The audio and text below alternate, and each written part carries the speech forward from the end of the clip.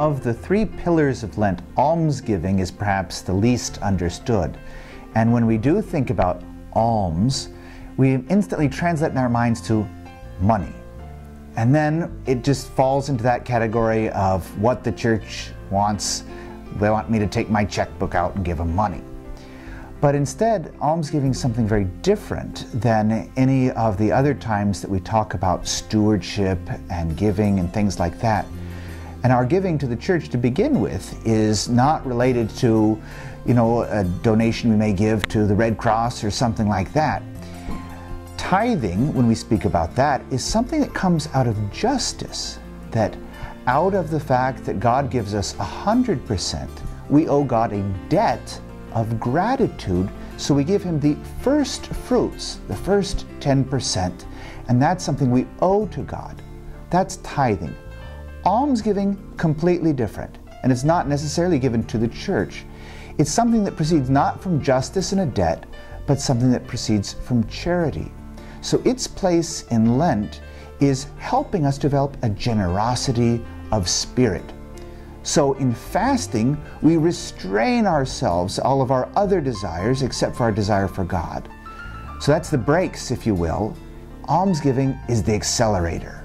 It's how I take now the discipline in my life that's come from the discipline of fasting, and now I accelerate in charity, freed from all those distractions and obstacles of worldly things. Now I give of myself more deeply, more fully in love to God and to those around me. Lent is not about a time of extra fundraising for the church. Almsgiving is yet another way that we realize how reckless God's love is for us, that He held nothing back.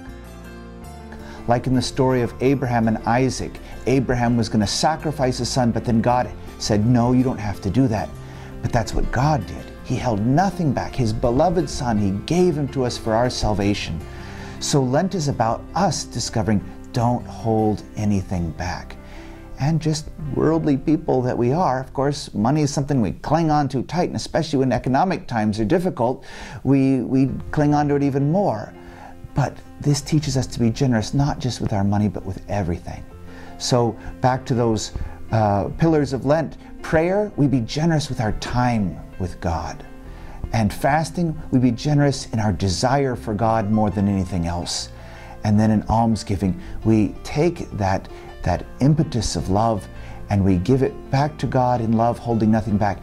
And we share it with our brothers and sisters, because Christ sent us into the world to be an instrument of His love. So it's not that our alms need to simply go to church. We can see someone on the street and help them, or someone that we know from work that's having a difficult time. All of those ways that we can just be more generous in giving of ourselves, sharing Christ's abundant love with all those around us.